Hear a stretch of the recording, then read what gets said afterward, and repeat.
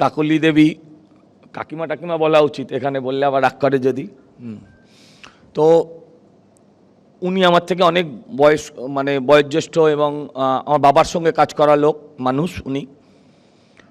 তো উনি বলেছেন আমি দুবার প্রতিবাদ করছি, তাই সবাইকে একবার প্রণাম করলে ওনাকে আমি দুবার প্রণাম করছি। আপনি বিরাট কাজ করেছেন। আপনি একজন এক্স আরজিকর, আপনার পুরো পরিবার এক্স আরজিকর, আপনি তার জন্য দুবার আপনি যে প্রোটেস্ট করেছেন তার জন্য আমি আপনাকে দুবার প্রণাম করলাম। এই বিষয় নিয়ে সবাই খুব কথা বলছেন, সবাই বলছেন, আমিও বলছি বিভিন্ন ফোরামে। আমি কিন্তু এখানে ওই বিষয় নিয়ে বলবো না। আমি দুজন বিজেপি তৃণমূলের যারা বলেছেন, আমি সেই দুজনের জন্য দুটো কেস ডায়েরি তৈরি করেছি। আমি তাদের প্রশ্নের উত্তর দেব মাত্র। দেখুন, গত 13 বছরে এই সরকারটা যখন এলো, এই সরকারটা যে স্লোগানটাকে নির্ভর করে এসেছিল সেটা হচ্ছিল বদলা নয় বদল চাই, পরিবর্তন চাই। তো আমি দেখলাম দুজন মানুষের ভীষণ পরিবর্তন হয়েছে। একজন হচ্ছেন আমাদের মাননীয় মুখ্যমন্ত্রী, যিনি গত কয়েকদিন আগে বলেছেন যে এবার আর বদল নয়, এবার বদলা চাই, তার পরিবর্তন হয়েছে। আর আরেকজন হচ্ছেন আমাদের কাকলি ঘোষ দস্তিদার দেবী, যিনি পার্ক স্ট্রিটের ঘটনাটা যখন ঘটেছিল, শোনা যায়, নিন্দুকেরা বলে, খবরের কাগজ যদি ভুল না বলে থাকে, তখন যেটা বলা হয়েছিল সেই নির্যাতিতার পেশাদারিত্ব, তার বিভিন্ন সম্বন্ধে তিনি কিছু খারাপ কথা বলেছিলেন বলে আমরা শুনেছি। সেটা সত্যি মিথ্যে বলতে পারবো না, কিন্তু আজকে উনি মনে করেছেন যে এই মেয়েটি তাদের ঘরের মেয়ে, এর প্রতিবাদ হওয়া দরকার। এই দুটো বদল আমরা পেয়েছি। আমি কতগুলো কথা বলতে চাই ওনার কথার সূত্র ধরেই। আমরা আজকে এটা সরকার পক্ষ থেকে এটা বারবার অভিযোগ তোলা হচ্ছে যে এখন আর আমরা জাস্টিস চাইছি না, আমরা এখন চেয়ার চাইছি। খুব ভালো কথা। আমি আপনাকে প্রশ্ন করি যে আমরা পদত্যাগ চাইব না কেন? স্বাস্থ্যমন্ত্রী তিনি মুখ্যমন্ত্রী, স্বাস্থ্যমন্ত্রী আবার হচ্ছেন পুলিশ মন্ত্রী, সব তো রিলেটেড, মাথা তো একটা। শরীরের বিভিন্ন অঙ্গ প্রত্যঙ্গের মতো, কোথাও অর্থ, কোথাও স্বাস্থ্য, কোথাও আপনার পুলিশ, সব তিনি নিয়ে বসে আছেন। আমি আপনাকে একটা কথা বলি, আপনি বললেন যে বাম আমলে, সম্ভবত বাম আমলের কথাই বলেছেন, যে ডাক্তারদের কোলে বসে ছাত্রীরা পরীক্ষা দিত। আর এখন আপনার লজ্জা হয় যে টাকা নিয়ে পাস করে, আপনি বলেছেন। আমার প্রশ্ন হচ্ছে, যদি যেখানে টাকা নিয়ে যে দপ্তর সর্বোচ্চ জায়গা, যারা মানুষের জীবন দেয়, ভগবান এক দিতে পারেন বলে আমরা কেউ বিশ্বাস করি, কেউ করি না, কিন্তু ডাক্তার যে জীবন দেয় এটাতে কেউ অবিশ্বাস করেন না। আমার প্রশ্ন হচ্ছে, সেখানে টাকা দিয়ে ডাক্তার বানানো হয়, বা ডাক্তারের ডিগ্রি যদি বাড়ানো হয়, কিংবা যদি নাম্বার বাড়ানো হয়, আপনি এখানে বলেছিলেন, কোনো একজন ডাক্তার বলেছেন, নাম বলেননি, যে 1000 মানুষের মৃত্যু হয়, হোক। আমি বিশ্বাস করি একটা ডাক্তারের মৃত্যু মানে তো 1000 মানুষের এমনিই মৃত্যু হওয়া। সঙ্গে সঙ্গে একজন অযোগ্য লোক যদি ডাক্তার হয়ে বসে, তাহলে তো এমনিও 1000 মানুষের মৃত্যু হবে। তাহলে কেন আমরা স্বাস্থ্যমন্ত্রী কাম মুখ্যমন্ত্রীর পদত্যাগ চাইব না? কেন চাইব না? দেখুন, এখানে না সবাই বলছেন যে রাজনীতি হাইজ্যাক করে নিচ্ছে। পলিটিক্স হচ্ছে একটা সফট টার্গেটের জায়গা। সমাজের যখন ইরোশন হয়, তখন সংবাদ মাধ্যমেরও হয়, তখন পুলিশেরও হয়, তখন উকিলেরও হয়, তখন ডাক্তারেরও হয়, সবার হয়। রাজনীতি আলটিমেটলি দেশ বলুন, রাজ্য বলুন, তাকে চালাচ্ছে। আমরা যদিও বাড়ির লোকেরা কখনো বলি না যে আমার ছেলেকে আমি বলতে চাই না যে তুই পলিটিশিয়ান হ। পলিটিশিয়ান হয়ে মমতাদির মতন স্বাস্থ্যমন্ত্রীকে সরিয়ে তুই একটা ভালো স্বাস্থ্যমন্ত্রী হ, এটা আমরা কিন্তু কেউ বলি না। একজন ভালো স্বাস্থ্যমন্ত্রী একটা ভালো স্বাস্থ্য ব্যবস্থা দিতে পারেন। আপনি বলেছেন যে আপনারা মেঝেতে শুতেন, এখনো ডাক্তাররা মেঝেতে শোয়, তাহলে স্বাস্থ্য ব্যবস্থার উন্নতি কি হলো? যে ডাক্তারদের আপনারা ভালো করে রাখতে পারবেন না, যে ডাক্তারি ব্যবস্থার আপনারা উন্নতি করতে পারবেন না, শুধু স্বাস্থ্যসাথী কার্ড আর হসপিটালের বাইরের ওই সুন্দর গেট, লাল নীল এমন আলো জ্বলে, দেখলে মনে হবে কি নাকি, কিন্তু ভেতর যদি সেই মৃত্যুপুরী রেখে দেবেন, তাহলে কি স্বাস্থ্যের উন্নতি আপনারা করলেন? কেন আমরা স্বাস্থ্যমন্ত্রীর পদত্যাগ চাইব না বলতে পারেন? আপনি বলতে পারেন? আপনি আমাকে বলুন। আমি যতদূর মনে পড়ে, মুখ্যমন্ত্রী একবার অসুস্থ হওয়ার পর মুখ্যমন্ত্রীর সেবা শুশ্রূষা আপনিও করেছেন, আর একজন তিনিও মুখ্যমন্ত্রীর সেবা শুশ্রূষা করেছিলেন বলে শোনা যায়। পায়ের চিকিৎসা করেছিলেন, অর্থোপেডিক ডাক্তার। আচ্ছা, স্বাস্থ্য দপ্তর আপনার নামে আমি অনেক অভিযোগ করব, কিন্তু স্বাস্থ্য দপ্তর আপনি চালান এরম অভিযোগ আমি করতে পারবো না। একজন ডাক্তার শ্যামা দাস, শ্যামাপদ দাস বা কিছু নাম হবে, আমি যদি খুব ভুল না করি, তিনি নাকি স্বাস্থ্য দপ্তরটা চালান।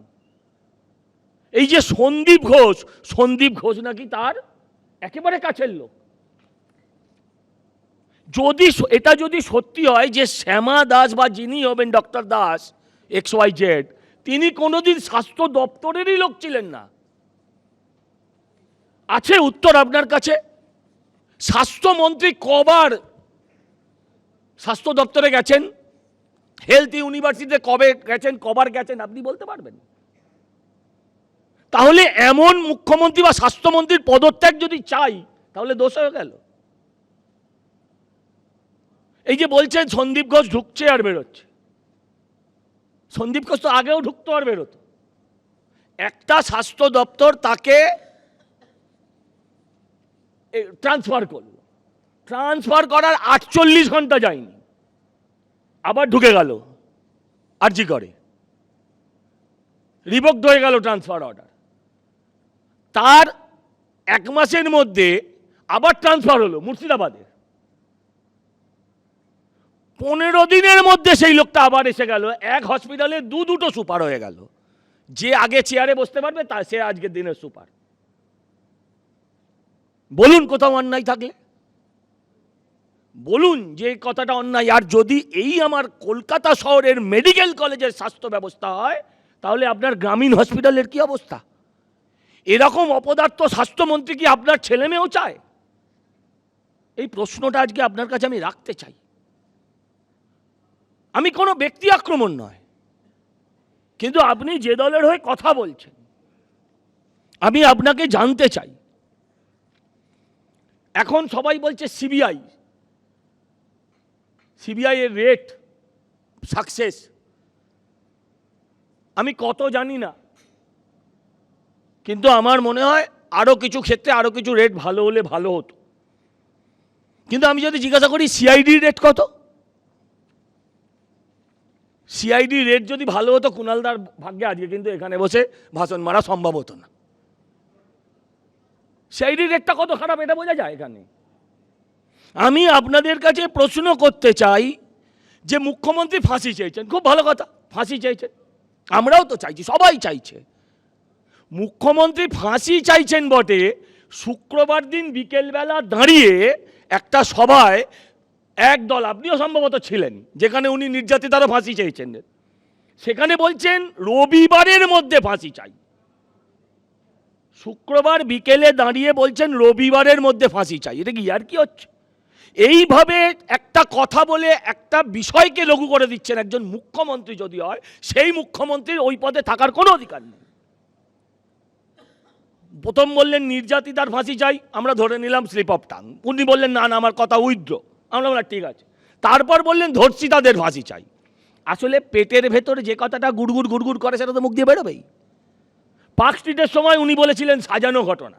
উনি কোনো দিন যারা নির্যাতিত, যারা ভিকটিম তাদের পক্ষে ছিলেন না। পার্কস্ট্রিটে বললেন সাজানো ঘটনা, কামদুনিতে গিয়ে বললেন এর পেছনে সিপিএম, মানে ওই আমাদের যারা বিক্ষোভ করছিলেন ওখানে, টুম্পা কয়াল, মৌসুমি কয়াল দেখিয়ে বললেন এরা সব সিপিএম মাওবাদী।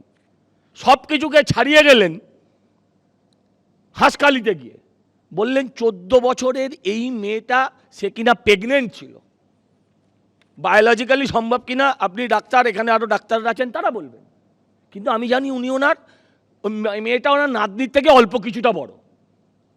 আপনার খারাপ লাগে না?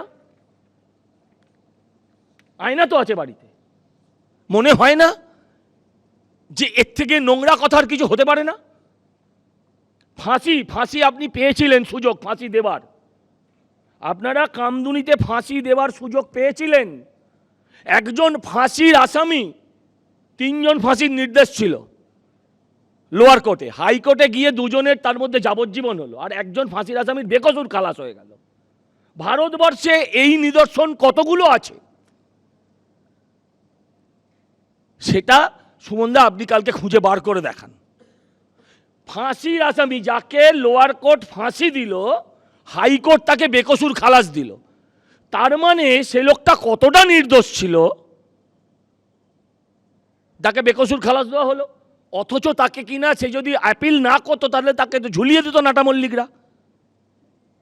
এই যদি আমার রাজ্যের ফাঁসির অবস্থা হয়ে থাকে কামদুনির ক্ষেত্রে, রেপের ক্ষেত্রে, রেপ অ্যান্ড মার্ডারের ক্ষেত্রে, আজকে মুখ্যমন্ত্রী বলবেন ফাঁসি চাই ফাঁসি চাই, উনি প্রধানমন্ত্রীকে চিঠি লিখছেন, প্রধানমন্ত্রীর উদ্দেশ্যে লেখেননি, ফেসবুকে দেবার জন্য লিখেছেন। প্রধানমন্ত্রীকে চিঠি লিখে প্রধানমন্ত্রী পড়ার আগে আমরা দেশের জনগণ পড়ে ফেললাম, কারণ উনি ফেসবুকে দিয়ে বলেন আমি কি কি চাইছি দেখো। এই অ্যাটিটিউড বন্ধ হওয়া দরকার। আর কুণাল দাদের যারা মুখপত্র, আজকাল না সত্যি কথা বলতে গেলে কথা বলতে ভয় লাগে সব চ্যানেলে এসে। আগে দেখতাম যারা আসতো তারা অনেকে আমার থেকে জুনিয়র, এখন সব ভারী ভারী লিডাররা আসছে। হ্যাঁ, কোন দিন যে সাদা চটি পরে পিসিমণিও চ্যানেলে চলে আসবেন ঘাবড়ে যাই। আর প্রবলেম হচ্ছে বলে যে বাড়ি যেতে পারবো এরও গ্যারেন্টি নেই। আমি এই জন্য কয়েকদিন আসা বন্ধ করে দিয়েছিলাম। তারপর দেখলাম যখন বাড়ি থেকেই টেনে নিয়ে যাচ্ছে, তখন আর কি করবো, ঘরে বসে থেকে চলে যাই। এই যে কুণাল দাদা, হ্যাঁ, খুব ভালো করে শুরু করেন যখন, আমরা এই ঘটনার নিন্দা করছি, ঘৃণ্য, ফাঁসি হোক, শুলে দিক, এসব কথা বলে যায়। আসলে এই কথাগুলো দিনের শুরুতে থার্ড ব্র্যাকেটে কমন নিয়ে নেবেন, তারপরে যে যে কথাগুলো বলবেন সেটা শুনলে পরে আপনার বাড়ির লোকেরাও আপনাকে বলবে যে এই কথাগুলো ঠিক নয়। আপনি কি কি বললেন বলুন? যে আপনি বললেন যে রিলে পদ্ধতিতে আন্দোলন হোক, ভালো কথা, রিলে পদ্ধতিতে আন্দোলন হোক, মমতাদির মতন অনশন হোক, রাত্রিবেলা পর্দা টাঙিয়ে, আমার এই নিয়ে কোনো আপত্তি নেই। ডাক্তাররা কাজে ফিরুক, আমরাও চাই, কিন্তু ডাক্তারদের নিরাপত্তা তো সুনিশ্চিত করা হোক। পশ্চিমবঙ্গে এমন একটা অবস্থা যেখানে একটা হাসপাতাল পাহারা দিতে, আগে দেখতাম বড় বড় ফ্যাক্টরি, এয়ারপোর্ট, এইসবগুলো যারা পাহারা দেয়, সেই হাসপাতাল পাহারা দিতে সেন্ট্রাল ফোর্সকে আসতে হয়। কারণ এটা কি হাইকোর্ট বলেছে, রাজ্যের কোর্ট বলেছে, না সুপ্রিম কোর্ট বলছে, তাদের আস্থা নেই, ভরসা নেই। আপনি খুব ভালো লেগেছে আমার এটা কথাটা শুনে, যে সোমাকে আপনার বেশ মনে আছে, সোমাকে মনে ধরেছে যে বন্ধুরা আমি সোমা বলছি, এ কথাটা আপনার মনে ধরেছে, ভালো কথা। কিন্তু আমি আপনাকে প্রশ্ন করতে চাই যে রাজ্য সরকার কাউকে আড়াল করবে না।